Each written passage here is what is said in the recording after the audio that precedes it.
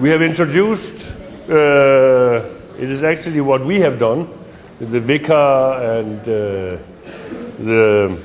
the chaplain and me. We have actually introduced the room, the building, very shortly. And now we actually start the real seminar, the real thing concerning that we actually want you to go in to a new way of thinking, a new way of look at transmission, and actually also introduce, if you don't know it already, introduce cradle to cradle. And if anyone is good at that, it is Heidi.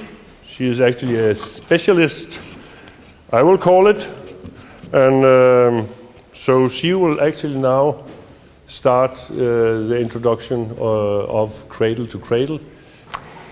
I'm going to talk about, as Erik said, Cradle to Cradle, and it's a bit of a shift from the earlier presentations, but even though a very important shift when we think about the world we're living in today and how we're going to keep on living in it with the resources available.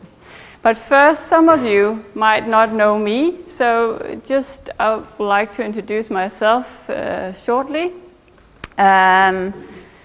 Basically, I have been around buildings and building sites since I was very small. I basically grew up on a building site because my dad was a contractor. So I didn't see any other solutions than staying there. That was sort of what I knew and what I was good at.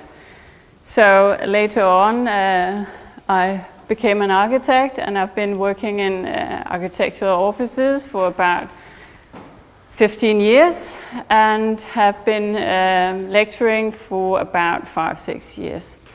And my focus since 96, where I was first, I took my bachelor degree, was sustainability, and Erik for sure knows that because he was actually my professor in my bachelor degree.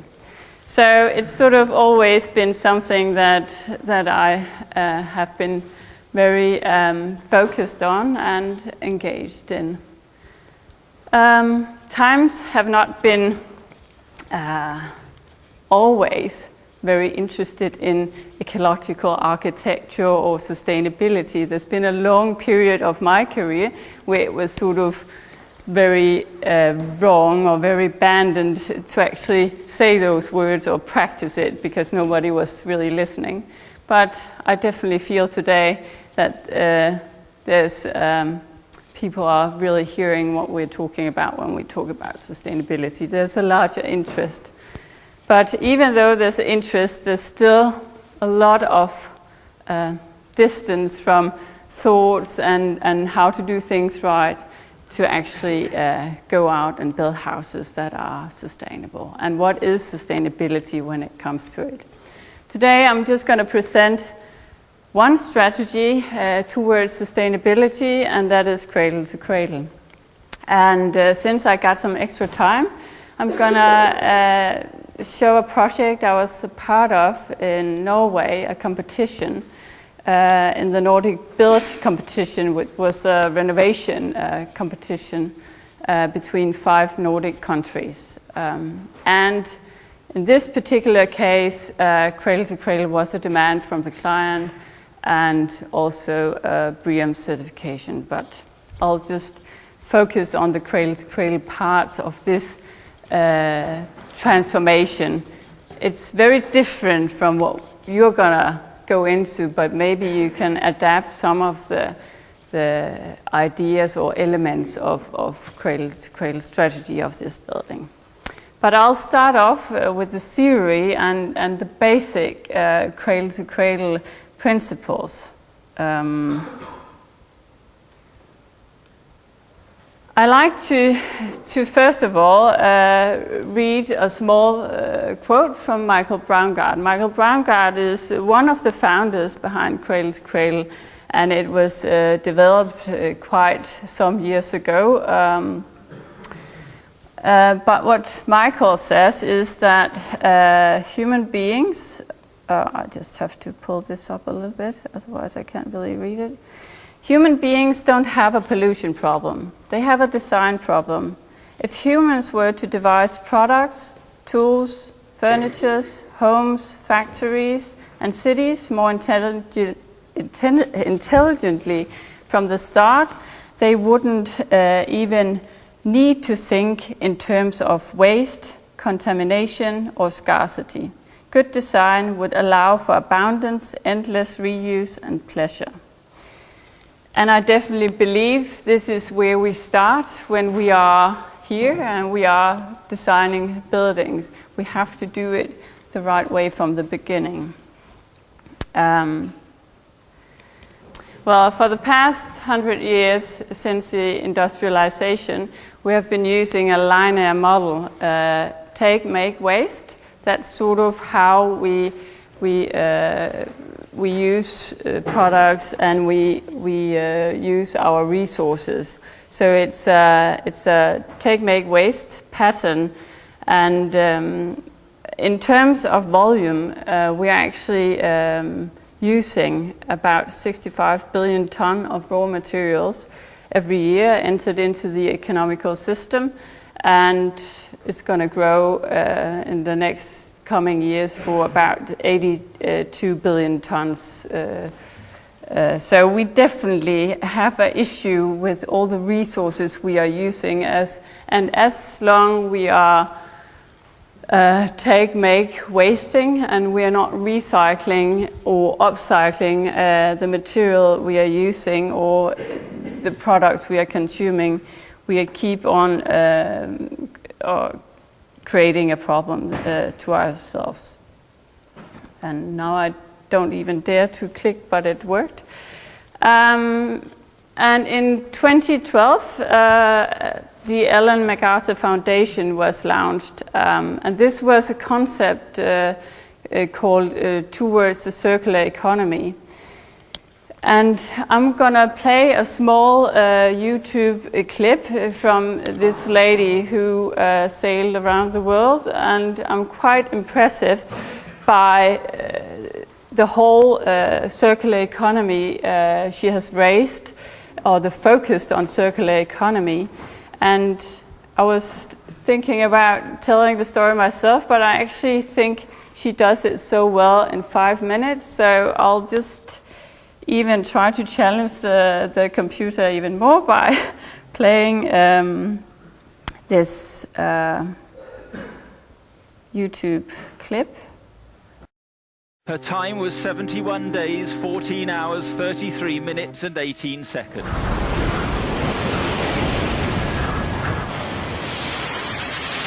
To break around the world record, you have to be fast. And to be fast, your boat needs to be light. You take with you the minimum of resources, and you manage them down to the last drop of diesel and the last packet of food. And no matter how tired you are, you do that, because you're so aware they're finite. And when I stepped off that boat at the finish, I began to question, is our world any different? I want to take you on a journey, one which led me to give up competitive sailing to focus on a much greater challenge.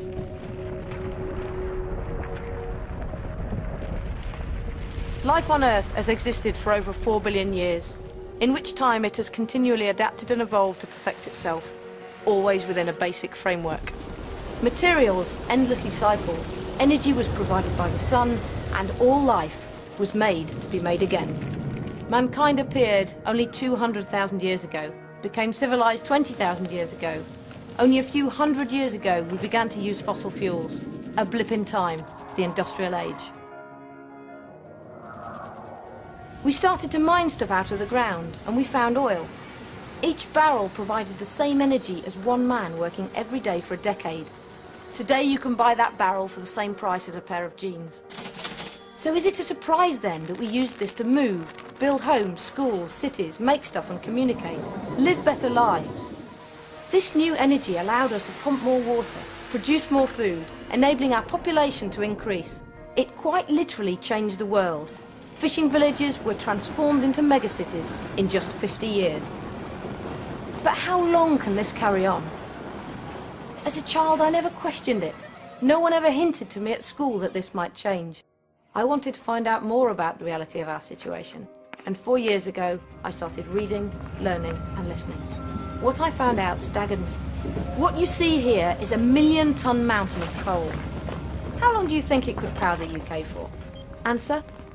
Just over a day.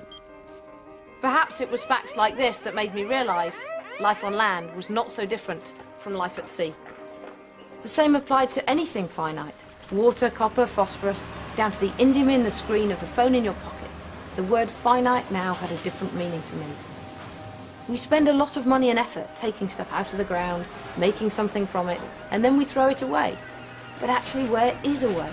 If we keep taking a finite thing and dumping it, what'll happen in the end? But it's okay because we have a plan, don't we? The plan to take a bit less stuff out of the ground, make things more efficiently, and then throw away a bit less, and maybe even recycle some of it. But where will this actually get us? Is it just delaying the inevitable? So let's face it, if we just focus on using less and creating slightly less harm, we end up back here. Can't we do better than this? Living systems have proven themselves to create an abundance of stuff, and successfully, for billions of years.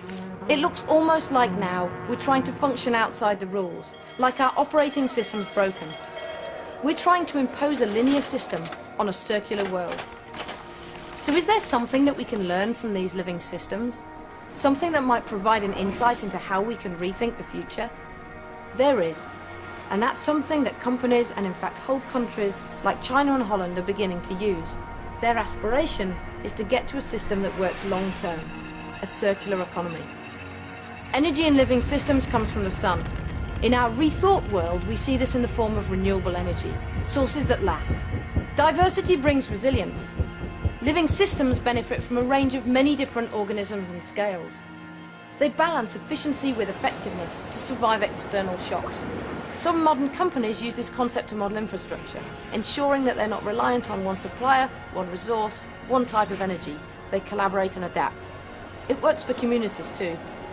Waste equals food. Waste does not exist in living systems. Yes, of course. I know what you're thinking.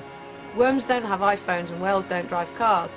But we can use this same principle when we make man-made products, and in the world of making stuff, it's called closing the loop. Take a fridge. When it's time to get rid of one, we pay to throw it away. Why? Do we actually want a fridge, or do we want cold food? I think unless you collect old fridges, you know the answer to this.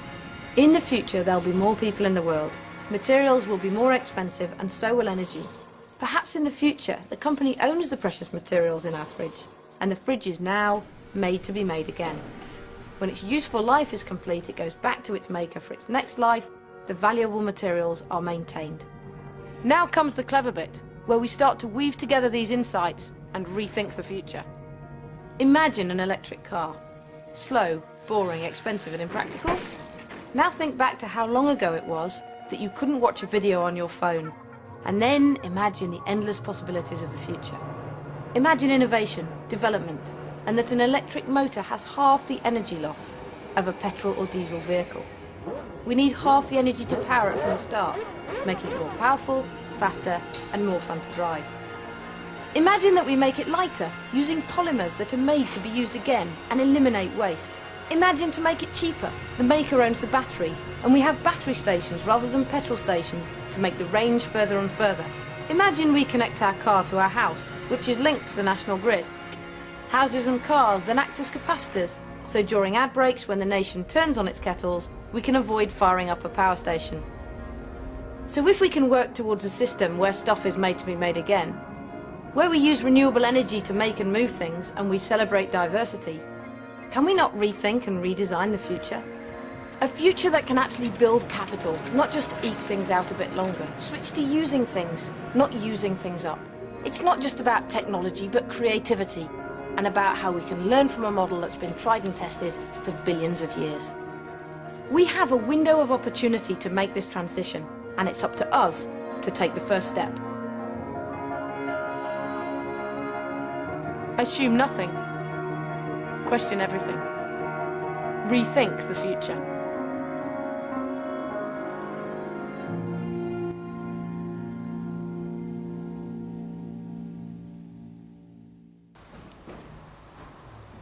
Well, if you listen to what she's saying and read this published about 3 reports about circular economy, you'll also find out that she is actually mentioning the whole cradle-to-cradle philosophy throughout the presentation about circular economy. So it's like 2 sides of the same problem or the same strategy. She also mentioned in the movie that waste equals foods. Everything is a nutrient for something else. Use current solar income. We have to use the sun as the energy for our buildings. And we have to celebrate diversities, meaning species, cultural and innovation diversity. So it's not only in plants we're talking about diversity, it's also in culture and how we design the buildings and in to whom we are designing the buildings. To the left, I've just added the cradle-to-cradle logo, and buildings are not certified. There's not today a cradle-to-cradle building, so it's not a certification. It's more like a philosophy, but it's a certification to products, but not to buildings. When we talk about buildings in the cradle-to-cradle strategy, we talk about inspired elements. Elements that we like to inspire with in our buildings.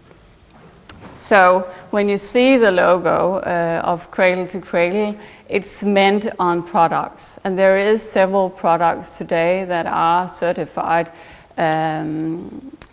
basic, silver and gold certification. And there is actually quite some products that are gold certified that are really fantastic products, like Wood Cube 100 is a massive wooden element system, or Akoya tree, which is a tree that lasts for a long time as cladding, even in our climate here in Denmark. We like to design our buildings like trees. We like them to be, instead of a living, to become a living machine. That our buildings breathe, that it does like trees, it actually absorbs CO2, produce oxygen, and also use the sun as an energy source. So when we look at a tree and what it does, we can say that trees are supporting biodiversity. It produces biological nutrients. It creates humus. It also absorbs CO2 quite heavily, so we actually need the trees in the cities to absorb all the CO2 we are creating by our cars and heating of our houses, etc. The trees are also doing a filtration of air and dust. The trees are producing oxygen, and importantly, it creates habitats for many different species. So when we design buildings, we like to think of them as trees, so they actually create a living space for human beings. And more technically, when we are talking about cradle to cradle, there is 2 circles. And you also heard Ellen MacArthur talking about closing the loop. And that's where we want to go. We want to go from the linear process towards closing the loop, returning our materials. We have 2 circles in cradle to cradle. We have a biological circle and we have a technical circle.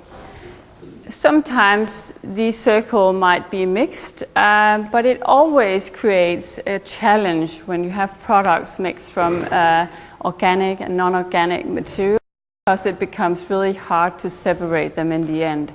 So therefore also these 2 circles in cradle to cradle, trying to separate the materials into definitions.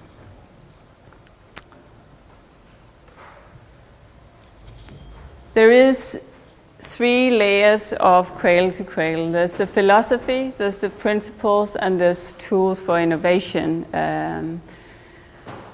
And the philosophy is very much what the movies showed, is that we're gonna turn our lives a bit around from a linear model to a circular model.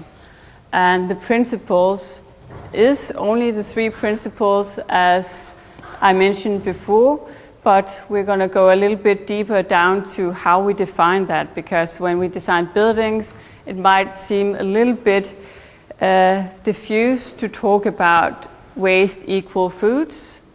So we have to define that in some elements in our buildings. How do we actually turn that into designing strategies? The tools are also available in the cradle-to-cradle system, but it's very much about being not being less bad, but 100% good. That's difficult, but at least we have a mindset. We have to turn around from being less bad. We are not creating perhaps enough resources for everyone in the planet in the next coming generations if we don't turn around this problem. Then a small definition. When we're talking about cradle to cradle, we are not talking about recycling. Most people say, well, then we just recycle it. And in the university where you usually study, I don't know if you were introduced to the Earthship House there. And the Earthship House is, of course, part of trying to adapt sustainable strategies. But one thing I'm really a little bit concerned about is it's made from old tires.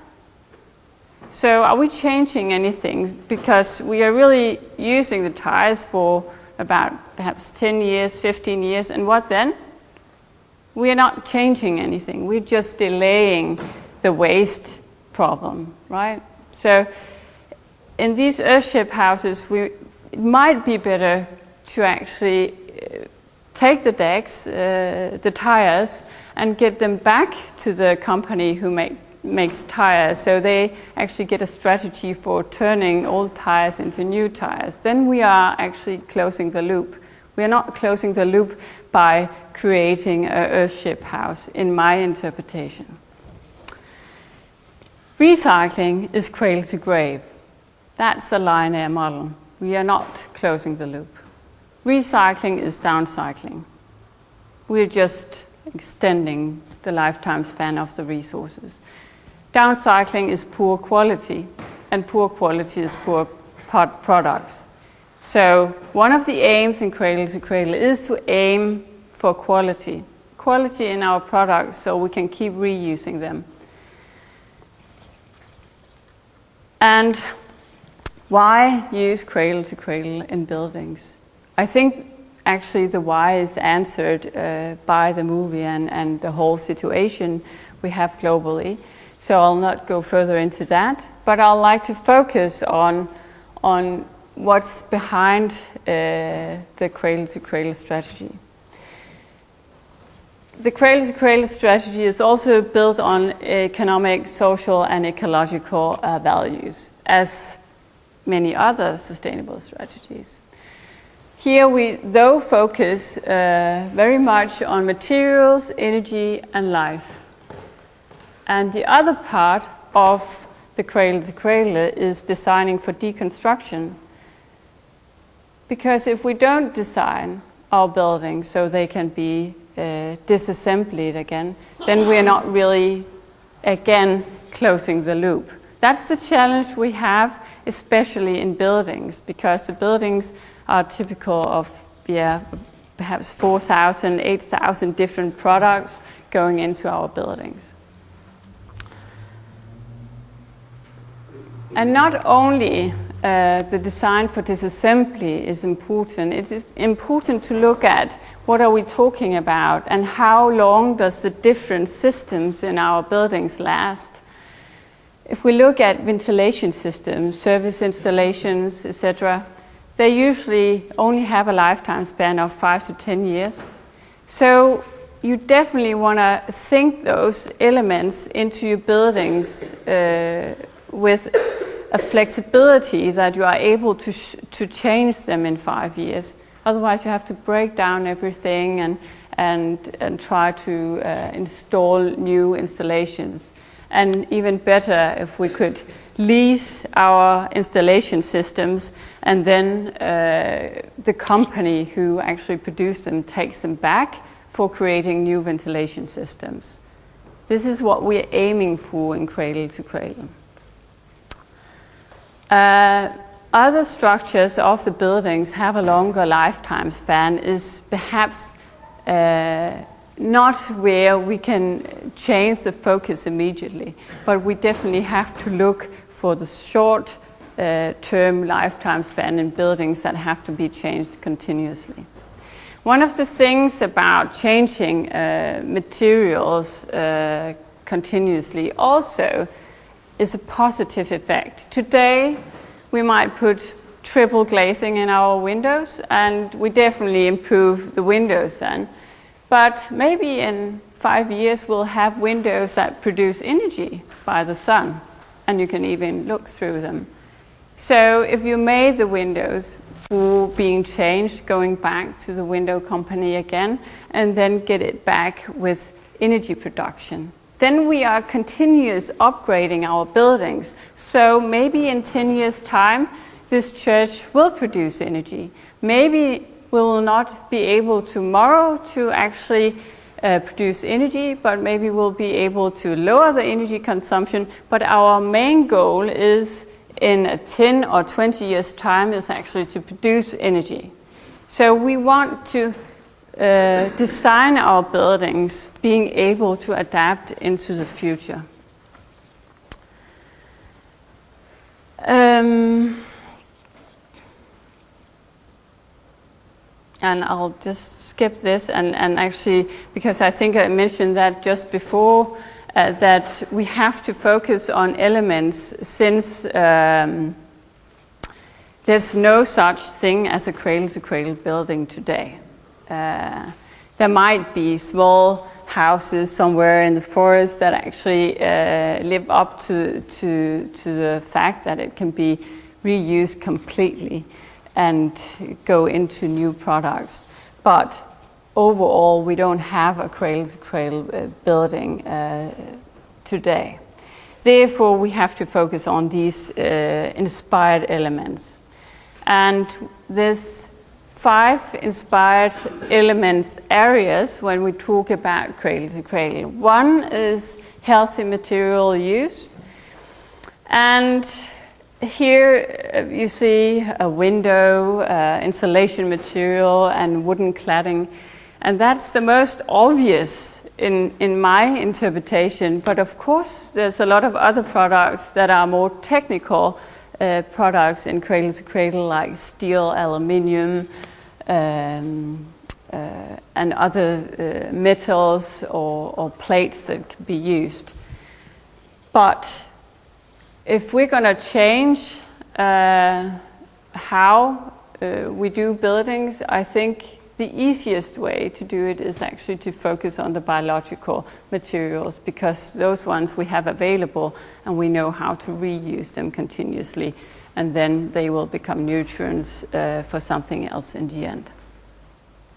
And you can see even the window here is insulated with wool and cork and not a lot of plastic joints, and it can be separated again. The other focus is air quality and indoor climate.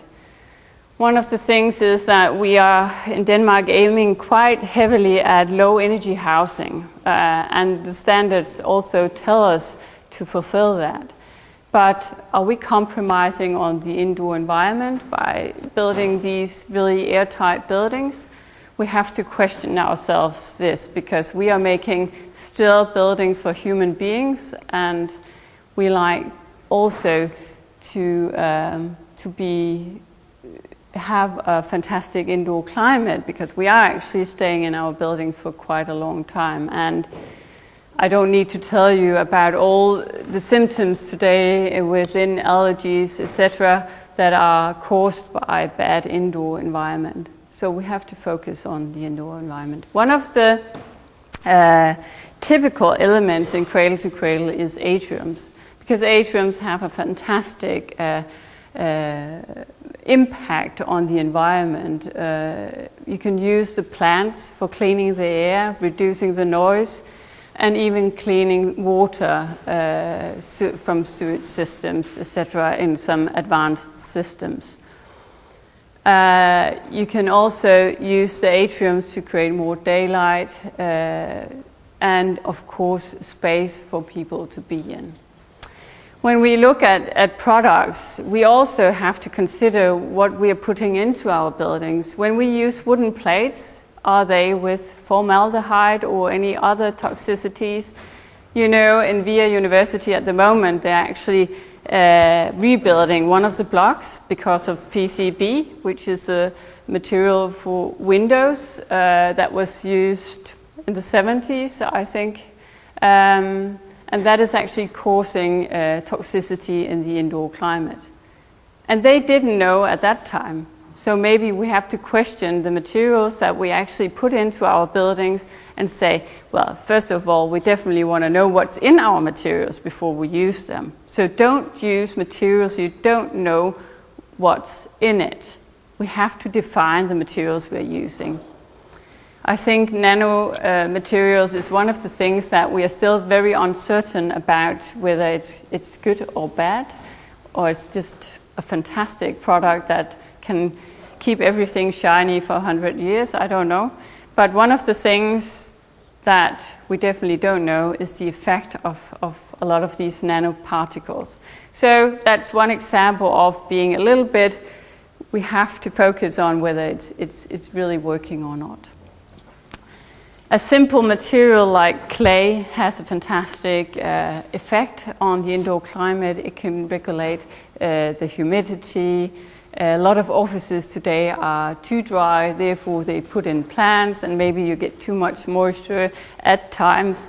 And in that case, you can use clay for regulating the indoor climate. So we also have to focus on the air quality in our buildings, and not this particular element in Cradle to Cradle do not only focus on indoor climate, but also our exterior climate. If we have a lot of traffic in this area, we need to focus on how we can obtain the CO2 so it doesn't become a problem. So we have to close the windows and not get the clean air inside. We have to generate biological nutrients. This is a little bit more tricky and more advanced systems, but today we actually do have system of, for example, pyrolysis, where we heat up our waste. That could be food waste, it could be sewage waste, and then we get bio-oil and biochar, which is very rich on phosphor, which is also one of the problems in the soil today, that we have used the agricultural or the soil too heavily for industrialization for the past many years. So this is actually also a circular model. The blue one is just indicating that we also have systems like biodigesting, where we take all our sewage water, clean it up, for example, by algae, and then we can use the algae as a fuel for heating. The green algae facades there is actually from Hamburg, from the International Bauausstellung, where we went a couple of times with students from the 5th semester. The results of the algae production was that for one-family houses, it's too small a system, but as a system, it works in larger plants. We have to improve the water quality. Well, in Denmark, I think we have good water quality, and we have potable water from the tap, so that's great, but we also want to keep it like that. And with all the heavy rains that we actually experience, our sewage system is not capable of dealing with all the water coming in short time. So the sewage systems actually goes up, and that actually creates a pollution of our grounds. So we definitely want to prevent this overflooding, and we can do that by collecting water for other purposes. We can do it by creating more green surfaces and less pavement. There are several solutions for doing that, and we can of course also use the water as an enjoyment in areas where we have ponds or other systems for doing that. We have to integrate renewable energy. It's important when we use renewable energy that we think of the way we build it in our houses. So we are not just adding extra layers to the building. So we can use the PV panels as a climate screen, or use it as a shading in the roof construction, so it actually becomes a part of the architecture in these two cases. We actively have to support biodiversity also. And as I mentioned in the beginning, biodiversity is not only creating green grass or green areas. We need to focus on different plants, different species, and not only diversity in plants, but also in spaces for us to be in. And we have a small green spot in the backyard here. It's not big, but maybe we can even create a larger. We definitely don't want to make it smaller, do we? We want to create nice green areas here also for people to be in. And I'm just wondering what the time is. How long do I have? 11:45, okay. I'll have to speed up a little bit here. But how to get started is perhaps also more for you to go into and read a little bit about. But it's important that you start developing your cradle-to-cradle intentions and goals. And then you might say, what's the difference between intentions and goals? The intentions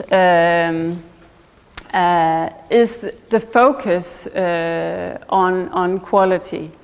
The focus is quality rather than quantity. Intentions are also referred to as aspirations or ambitions, but in practice they are the same. So you want to state, for example, here it says, inspired intentions or aspiration could be every material used in this building will be healthy for occupants and the environment. That could be one aspiration or intention you like to have for this church. It could also be that it has to produce or absorb CO2 or whatever the intentions are. You of course have to look at the site, look at the building, and go from the values you already have and then build on the top of that. The goals always are quantitative targets to be measurable, achieved. So that could be every material used to maintain the building is defined to 100 ppm by year 3 of the operation. So you need to measure that they also are healthy or have goals about how to create a healthy materials. In the end, and that's also where I like to see, of course, you have ideas for cradle to cradle in your projects, is what you aim for here and now. This is what I talked about, the road mapping.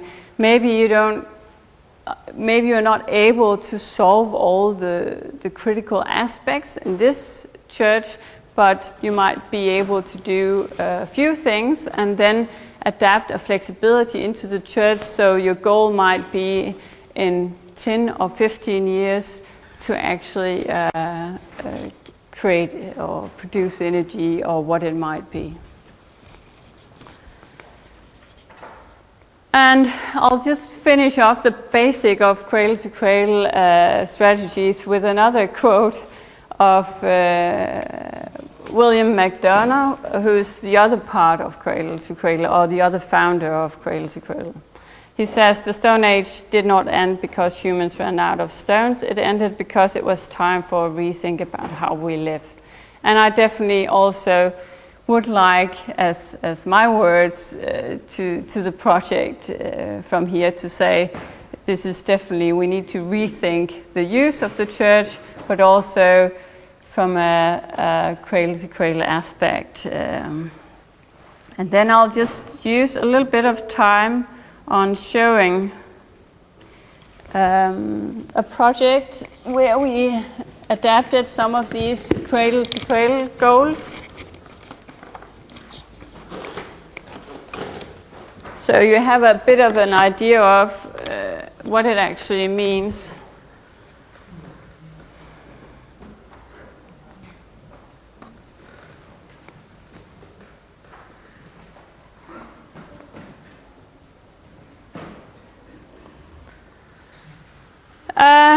And this is a bit of a shift, because this is a very tall building in the middle of Oslo, and it's called Urban Mountain. I did this competition together with a lot of other actors, Smidhammer Lassen, Covi, Vugge til Vugge Denmark, Transolar, a German climate engineering company, and Entra, which were the client in the Nordic Build competition, and Loop, which I was a part of as a partner in this architectural firm. As I told you before, there was already requirements to go in and explore cradle-to-cradle inspired elements in this building. So I'll just jump a little bit fast through it, because I only have these about 10 minutes, and it's a huge project. But we did have initially quite a lot of workshops, also some of them together with the stakeholders. And that's, of course, a very important part, that you know who your users are and what they actually demand of the building. And one of the things we discussed in one of these workshops was that when Norwegian people are in their offices, they like to use, or they are on a course or anything, they like to use any minute available to go on the mountainside, just to breathe in some fresh air. It's a part of their culture to do so. So we thought, and this is of course also with Covi Norway, Norwegian companies and so on, we thought, why not bring this into the city? Why shouldn't we be able to have the same enjoyment in our buildings as when we go to the mountains? It's of course a little bit crazy, but well, we had to start off somewhere, and we kept on trying out this idea. So this is what came out of it. Green lungs climb like a mountainside with ledges through the building, absorbing excess CO2 and contributing to a healthy, clean indoor climate in the mall and office. There was, of course, a whole program to the use of this building, but I will not go further into that. I will just mention the cradle-to-cradle elements of this project. This is how Posthuset, as the name is, looks today, and it's just next to the railway station. And this is how we see it in the future, with all the addings on it, as I'll just go through. And as you can see, it's quite a complex place it's situated in. But on the other hand, it's also here you have all the challenges to adapt some cradle-to-cradle elements. So you actually, in the end, create a building that is beneficial for the area in more than just an economical way, but also in an ecological way. First cradle-to-cradle element is that we actually actively and measurably support biodiversity by building the highest diversity in Norway in a building in the city. And how do we do that? We do that with creating green gardens on the side of the building and inside the building. And some plants, we did a whole study with a biologist and a landscape architect about Norwegian plants and which plants to use for cleaning the dust and which plants to place on the high parts of the building and the lower parts of the building in order to create habitats for plants that really would grow there on its own, so we didn't need to adapt a watering system. Of course there is a watering system, but it's based on collecting water and the cleaning of own water in the building. And of course the amounts of plants also plays a big role in actually creating a biodiversity that works and supports the area. Another cradle-to-cradle element was to use building materials whose content are measurably defined according to the cradle-to-cradle A to X list. And what is that? That is a list where there's no ingredients in these materials that are not defined, because that's what cradle-to-cradle says. We can use materials of different with different ingredients, but definitely not with something that is not defined. So and on the top of that, they have a banned list, which is products like phthalates, formaldehyde, etc., that are causing health problems. And of course, they are also adapted into the project. So these are not seen as a part of the project.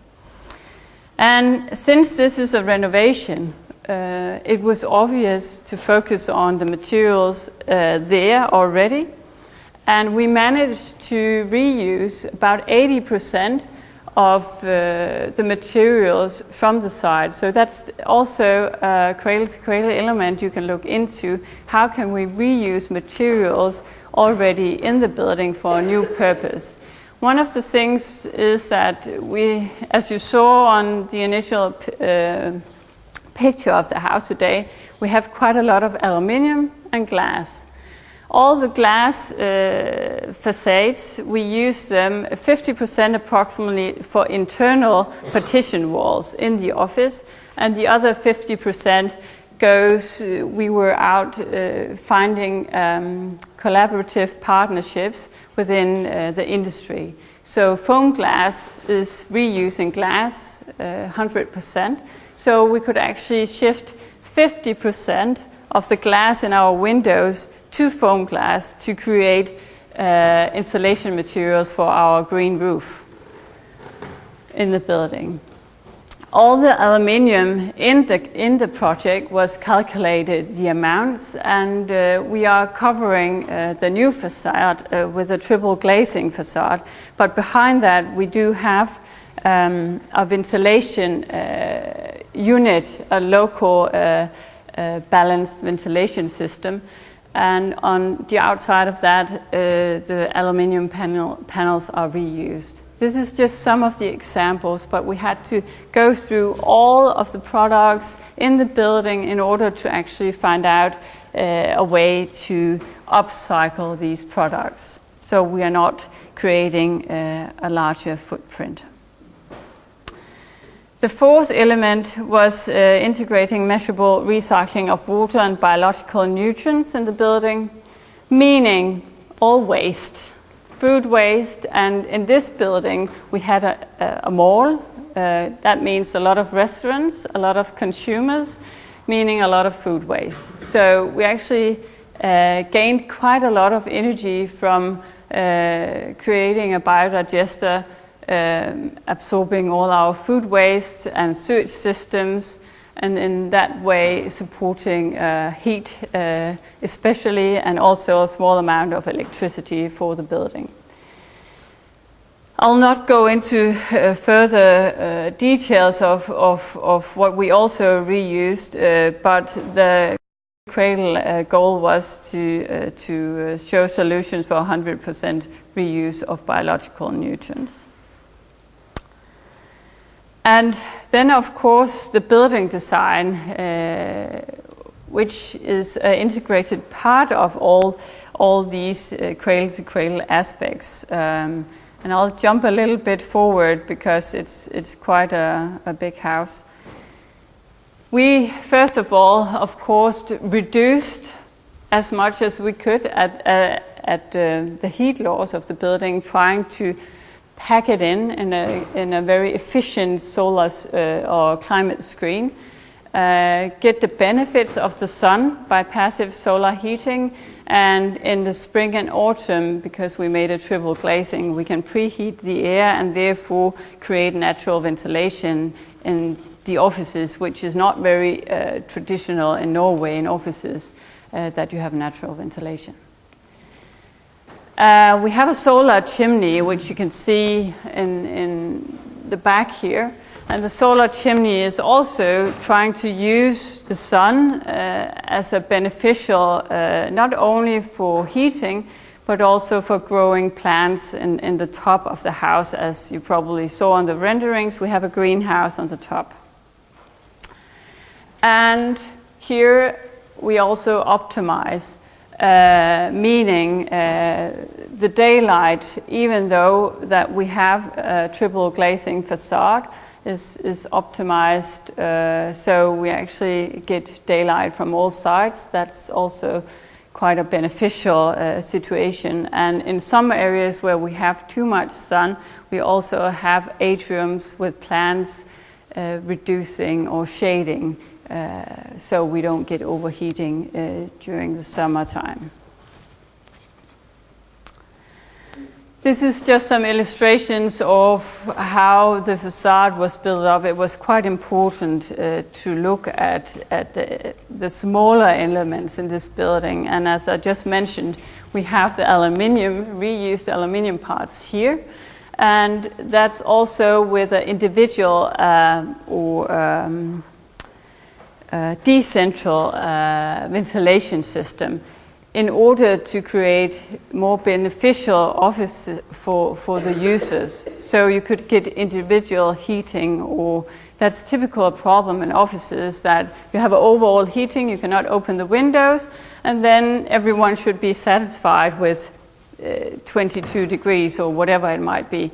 In this case, we actually tried to adapt a decentral system so you in smaller local areas could vary on the temperature during the year, except from winter. The winter time we had the central system taking over because it gets so cold in Norway. So of course it's a balance of not losing too much heat. And this is just some illustrations of other energy systems, innovative systems we used in the house. The ice speicher, creating ice of heat with a heat pump in order to storage the passive heating, especially from our solar chimney, was a very innovative part of this building. But there's so many features in the building that I could carry on for a long time, and obviously it takes more than just this concept to realize it, because it's not final whether it's going to be realized or not today, because there are regulations in Oslo that makes it difficult to actually make this house. So there are ongoing discussions about how it actually can be realized. But I'll just end by saying one of the goals in this building was actually to prove that it's worth looking at renovation. And I also have done quite a lot of LCA calculations by now. And what you can see is no matter what you put into old buildings, it's worthwhile. This is a standard building. This is our urban mountain without renewable energies. This is the urban mountain with renewable energies. So you see, we can put a lot of things on these old buildings without actually making a larger footprint. We are doing a lot better. What probably is less bad, but with the technologies that we like to add into this building and with the absorption of CO2, we actually think in the future it will be a beneficial building in the middle of Oslo city. And that was the words from me on Cradle to Cradle design approaches, and we will of course dig a lot more into that, at least with the students of the 5th semester, where we're going to work with this building and hopefully also with a few Cradle to Cradle elements. Thank you.